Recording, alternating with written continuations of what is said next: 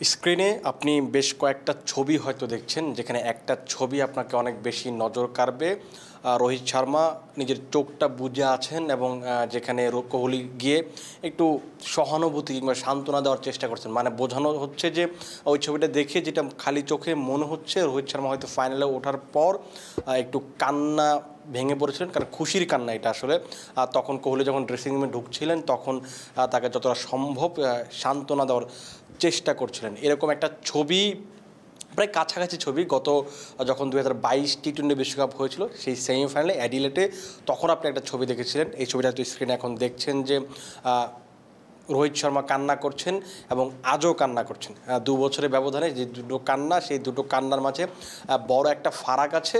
প্রথম যে মানে ওই সময় যে কান্নাটা করছিলেন, সেখানে সেই ম্যাচটাতে অ্যাডিলেটের সেই সেমিফাইনাল, ভারত বিরাট কোহলি এবং হার্দিক পান্ডিয়া একটা দুজনের হাফ সেঞ্চুরি ছিল। সেই হাফ সেঞ্চুরির পরে 168 রানে একটা পুঁজি করেছিল। সেই রান তাড়া করতে নেমে ইংল্যান্ডের অ্যালেক্স হেলস এবং জস বাটলারের তাণ্ডবে 10 উইকেট একটা বড় জয় পেয়েছিল। সেই একেবারে উড়ে গিয়েছিল ভারত সেই সেমিফাইনাল থেকে। তারপরে হতাশায় রোহিত শর্মা কান্না করছিলেন। এবং আজকে যখন খেলাটা হচ্ছিল, এই ম্যাচটা আসলে ভারতের জন্য একটা প্রতিশোধের ম্যাচ ছিল। কারণ আপনি যখন 10 উইকেটে একটা দলের বিপক্ষে হারবেন এবং আপনি যখন একটা টুর্নামেন্টের বা একটা ওয়ার্ল্ড ক্রিকেটের একটা টপ সাইড আপনার কাছে 10 উইকেটে হারা, সেমিফাইনাল থেকে বাদ পড়া, এটা অবশ্যই সবসময় হতাশা। এই কারণে আসলে এই ম্যাচটা তাদের জন্য প্রতিশোধের ছিল।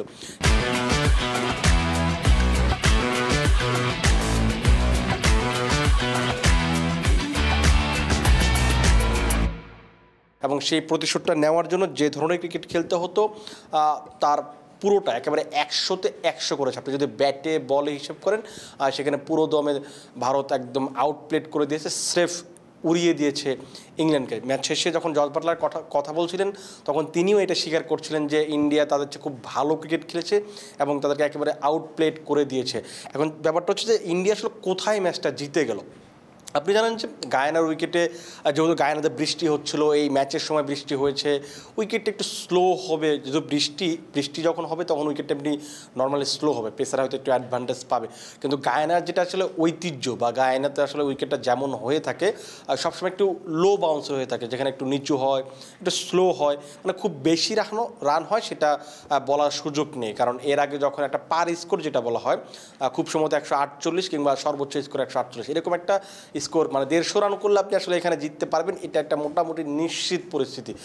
যেখানে কিনা ইন্ডিয়া 171 রান করে। আপনি যদি প্রথম ইনিংসের ব্যাটিংটা দেখেন ইন্ডিয়ার, যেখানে কোহলি এবং রোহিত শর্মার বিপক্ষে খুব ভালো শুরু করেছিলেন রিস্টপলি এবং জফরা আর্চার, এবং তারপরে যখন কোহলি আউট হয়ে গেলেন তখন কিন্তু বল একেবারে নিচু হতে শুরু করে, লো স্কোরিং হতে শুরু করে, মানে লো হতে শুরু করে।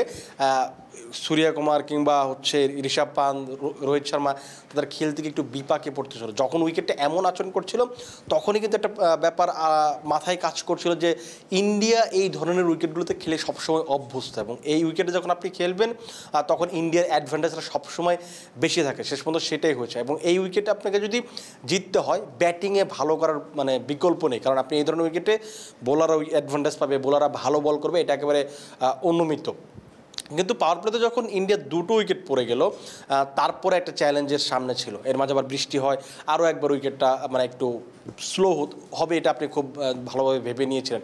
8 ওভার পর যখন খেলাটা শুরু হলো, তখন কিন্তু খেলার মোড়টা একেবারে ঘুরিয়ে দিলেন রোহিত শর্মা এবং হচ্ছে সূর্যকুমার যাদব। এবং তারা দুজনে ওই সময় বলতে তাদের দুজনের যে একটা জুটি ছিল, সেই জুটিতে 73 রান তুলেছে। এবং এই জুটিটাই শেষ পর্যন্ত ইন্ডিয়াকে আমার কাছে মনে হয় যে ম্যাচটা জিতিয়ে দিয়েছে। তারা যখন রোহিত শর্মা 57 রান করে আউট হয়ে গেলেন, সূর্যকুমার 47 রান করে আউট হয়ে গেলেন, তারা দুজন আউট হওয়ার পরে হার্দিক পান্ডিয়ার একটা দায়িত্ব ছিল যেন ওই রানটা তুলনামূলকভাবে যে পার স্কোরটা 148, সেটার উপরে যেন যায়। হার্দিক পান্ডিয়া সেই সময় 13 বলে 23 রানে একটা ইনিংস খেললেন। রোহিত শর্মা যখন রবীন্দ্র জাদেজা যখন ব্যাটিং করছেন তখন 9 বলে 17 রান করলেন, এবং অক্ষর প্যাটেল খুব সম্ভবত 10 রান করেছিলেন। এই তাদের ব্যাটিংয়ে শেষ পর্যন্ত 171 রানের একটা বড় পুঁজি পায় ইন্ডিয়া। এবং যেটা বলছিলাম যে এখানে আপনি 150 রান করলে আপনি ম্যাচ জিতে যেতে পারেন, যেটা ম্যাচ শেষে জস বাটলার বলছিলেন যে এই উইকেটে 145 এবং 150 রানের মাঝে ইন্ডিয়াকে আটকানো উচিত ছিল তাদের। আর যেখানে শেষ দিকে এসে শেষ 3 ওভারে খুব সম্ভবত তারা 39 রান তুলেছে, এবং ওই 3টা ওভারই তাদের আসলে পার্থক্য করে দিয়েছে। এবং 171 রানের যখন আপনি টার্গেটে ব্যাটিং করতে নামবেন আপনাকে টপ অর্ডার থেকে সবসময় ভালো খেলতে হবে এবং আপনাকে সবসময় চেষ্টা করতে হবে যে দুই ওপেনার যেন আপনাকে ভালো শুরু এনে দেয়।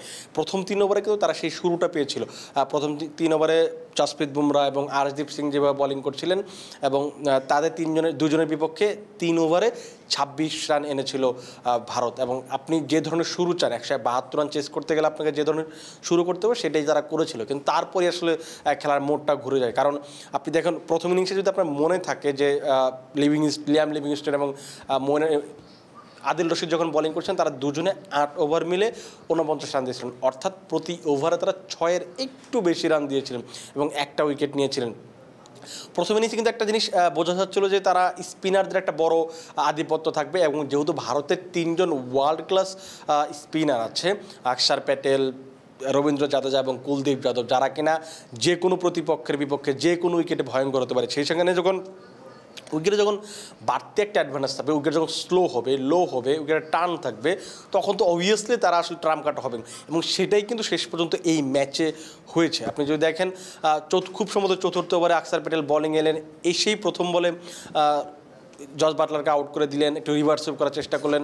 ওই সময় আপনি আসলে স্পিনারদের যখন উইকেটটা যখন কঠিন হয়, স্পিনারদের বিপক্ষে আপনাদের একটা নর্মাল একটা প্ল্যান থাকে, হয় আপনি রিভার্স সুইপ করবেন নয়তো স্লক সুইপ করবেন বা সুইপ করবেন যেটাকে আসলে বলে। এটি আসলে প্রথম বলে করতে যাওয়াটা হয়তো বোকাপিটা ছিল, কারণ আপনি যদি একটা দুটো বল দেখে নিতেন তখন হয়তো আপনার জন্য খেলাটা সহজ হতো। আপনি যদি বুঝতে পারতেন যে কোন লেন্থে বোলিং করছে, কী ধরনের বোলিং করছে, কী পেস ভেরিয়েশন দিচ্ছে, সেটা বাটলারের জন্য একটু ভালো হতো। কিন্তু প্রথম বলে তিনি রিভার্স সুইপ করতে গেলেন এবং আউট হয়ে গেলেন। তারপরে থেকে কিন্তু খেলার মোড়টা একেবারে ঘুরে যেতে চাইল। বুমরা এসে ফিল সলকে ফেরালেন, তারপর আস্তে আস্তে যারা আসছিলেন মঈন আলী, জনি বেয়ারস্টো, তাদেরকে অক্ষর প্যাটেল এবং তারপরে যখন কুলদীপ যাদবকে নিয়ে আসা হলো, কুলদীপ যাদব এই টুর্নামেন্টে ভারতের হয়ে একেবারে টপ পারফর্মার এবং যে কয়টা ম্যাচে খেলেছেন, খুব সম্ভবত প্রথম একটা যে ম্যাচটা খেলেছিলেন তিনি নিজের প্রথম ম্যাচ, সেই ম্যাচটা তিনি পারফর্ম করতে পারছিলেন না। তারপরে যে কয়টা ম্যাচ খেলেছেন প্রত্যেকটা ম্যাচেই, অস্ট্রেলিয়ার কথা বলুন, বাংলাদেশের সাথে কথা বলুন, আফগানিস্তানের সাথে কথা বলুন, প্রত্যেকটা ম্যাচেই হ্যান্ডি ছিলেন এবং পারফর্ম করেছেন, ম্যাচ জেতাতে বড় ভূমিকা রেখেছেন। তার যে কাজটা ছিল রান আটকানো, উইকেট নেওয়া, 3টা উইকেট নিয়েছেন, রান আটকিয়েছেন এবং একেবারে সোনায় সোহাগা ব্যাপার মতো দুজন স্পিনার মিলে 6 উইকেট নিয়েছেন, বুমরা 2টো উইকেট নিয়েছেন। 8 উইকেট যখন আপনার এই 3 বোলার নিয়ে দেবে তখন আপনার ম্যাচ জিতে খুব বেশি কিছু করার প্রয়োজন ছিল না। এই ধরনের উইকেটে আপনাকে একটু ধৈর্য ধরতে হতো, যেহেতু ইংল্যান্ডকে আসলে 172 রান করতে হতো, সেখানে ধৈর্য ধরাটা আসলে অনেকটা কঠিন। এই কারণে আসলে তারা একটু চার্জ করতে গেছে এবং শেষ পর্যন্ত উইকেট বিলিয়ে দিয়ে এসেছে। যেটা বলছিলাম যে শুরুতে ইংল্যান্ডের জন্য যেমন একটা ভালো ম্যাচ খেলার সুযোগ ছিল এবং ভারতের কাছে কিন্তু সেটা প্রতিশোধের ম্যাচ ছিল।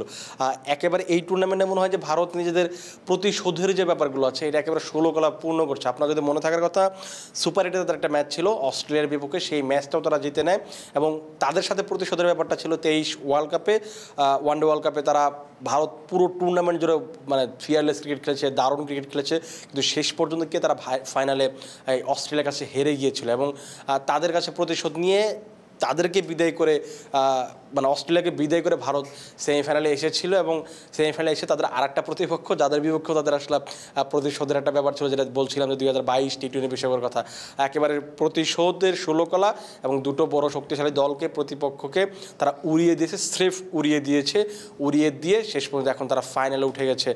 2007 বিশ্বকাপে তারা চ্যাম্পিয়ন হয়েছিল, আরও একবার তাদের চ্যাম্পিয়ন হওয়ার সুযোগ। অনেক দিন ধরে তারা শিরোপা জিতছে না, আইসিসি টুর্নামেন্টে শিরোপা জিততে পারছে না। সবশেষ 2013 সালে মহেন্দ্র সিং ধোনির অধীনে তারা আইসিসি চ্যাম্পিয়ন্স ট্রফি জিতেছিল, টি20 বিশ্বকাপ জিতেছিল সেই 7 সালে এবং ওয়ানডে বিশ্বকাপ জিতেছিল তারা 2011 সালে। অর্থাৎ অনেক দিন ধরে ভারতের মাটিতে বা ভারতের ঘরে শিরোপা যায় না, ট্রফি যায় না। এইবার একটা বড় সুযোগ, তাদের প্রতিপক্ষ সাউথ আফ্রিকা।